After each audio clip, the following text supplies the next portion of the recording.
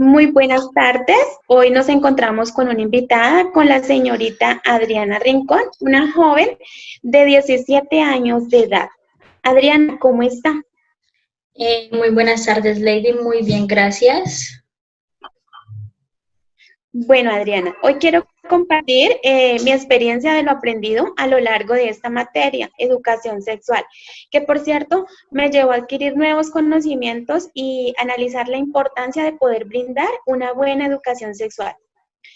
Comentarte primero que todo, conocimos las diferentes concepciones de la sexualidad en cada época, en Grecia, en Roma, en la Edad Media, hasta llegar a lo que es ahora la revolución sexual.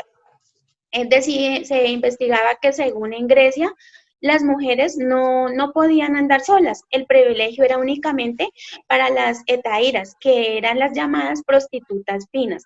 Por otra parte, las mujeres porno eran llamadas prostitutas bajas. En este sentido, la mujer era concebida como un ciudadano de segunda categoría y era la responsable de pronto de criar a sus hijos, era sometida. Se dice que había mucha permisibilidad para el hombre y represión para la mujer, donde se le exigía a la mujer la virginidad y la fidelidad para con el hombre sin tener en cuenta de pronto su propio placer. Entonces, en este tiempo, la mujer buena era aquella que se conservaba como virgen y la mujer mala era la pública o la dedicada al placer. En Roma ya el placer femenino era totalmente ignorado y la moral sexual romana se basaba en el binomio de someter y ser sometido. Los romanos varones eran muy promiscuos y liberales. Las relaciones que tenían los hombres por fuera de la pareja eran consideradas como algo normal. Las mujeres obviamente no podían hacer eso. Ya en la Edad Media, la iglesia seguía conservando aún su poder y en esta época es cuando aparecieron, perdón, los famosos cinturones de castidad. Se hizo evidente muchos problemas sexuales, por lo que la iglesia reafirma y refrenda el matrimonio monógamo y declara el instinto sexual como algo pecaminoso y demoníaco. También en esta época las actitudes de la sexualidad diferían mucho de acuerdo a la clase social. Ya de pronto pasando a lo que es la revolución sexual, para esta época ya hace su aparición como tal la mujer, es decir, se comienza a darle importancia y relevancia al sexo femenino. Se empieza a expresar que el sexo debe ser disfrutado libremente y sin temores. Se inicia un estudio sistemático sobre la sexualidad que ha permitido ir desvelando como todos esos mitos y tabús que rodean hoy en día la sexualidad. Pasamos después a hablar un tema muy importante que es el tema de las prácticas de cuidado en la sexualidad. Tuvimos muy en cuenta el concepto de lo que es la sexualidad, diciendo que de pronto es el conjunto de las condiciones anatómicas, fisiológicas y psicológicas que caracterizan a cada sexo, así como también hace referencia al conjunto de fenómenos emocionales y conductuales vinculadas al mismo sexo. La salud sexual no es simplemente la ausencia de una enfermedad. La salud sexual es un estado de bienestar físico, emocional, mental y social en relación con la sexualidad, así como la posibilidad de tener experiencias sexuales placenteras, seguras, libres de coerción, discriminación y violencia. Por ende, decimos que la importancia de la salud sexual constituye una parte relevante en la vida de las personas y que por tanto favorece el bienestar y la felicidad de cada ser humano.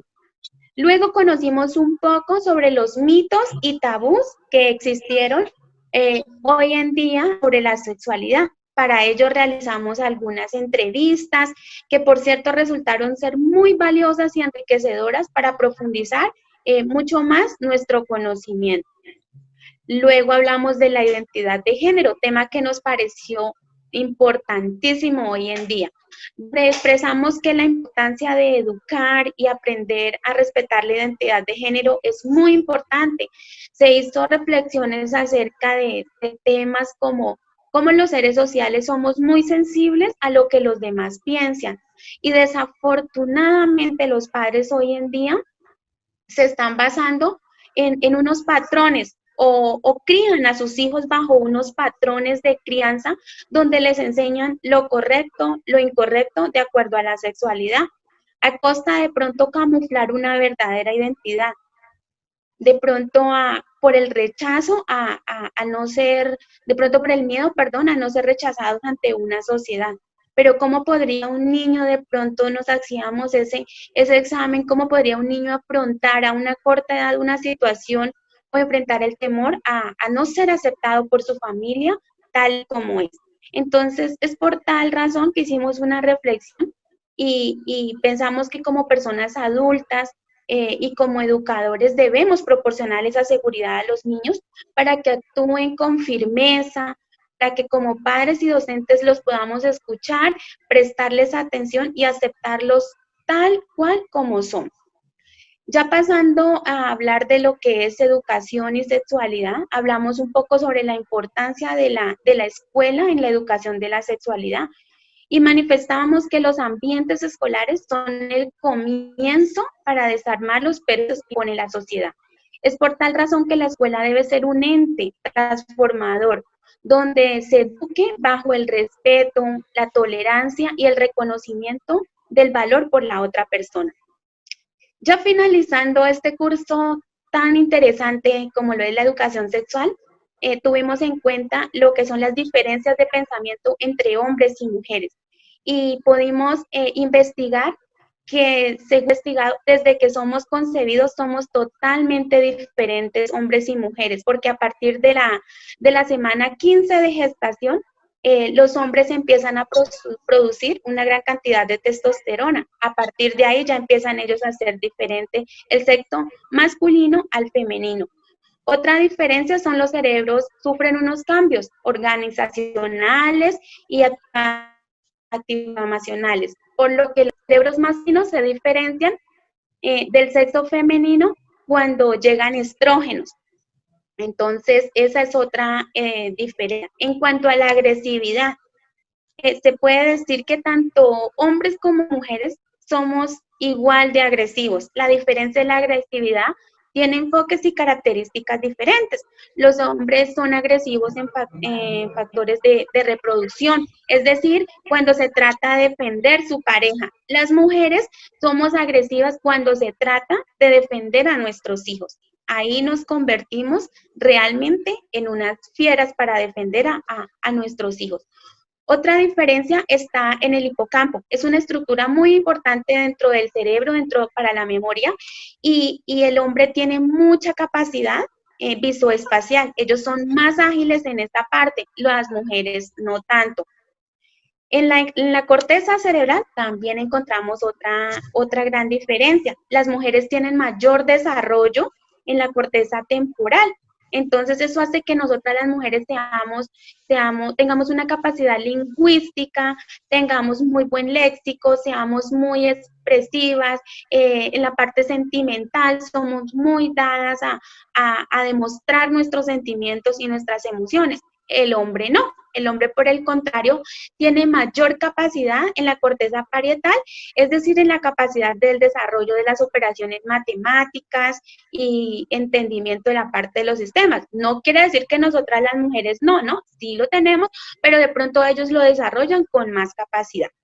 Bueno, ya habiendo concluido, pues así como a grandes rasgos todo lo que vimos a lo largo del curso, eso fue un tema muy interesante y muy provechoso. No sé, ¿qué piensa Adriana usted con respecto a todo lo que le he comentado?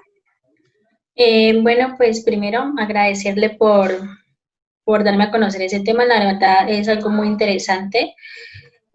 Respecto a lo que hablaba del inicio, pues creo que desde tiempo atrás se ha visto lo que es el machismo, porque desde una u otra manera siempre han inferiorizado un poco más a la mujer en todos los sentidos.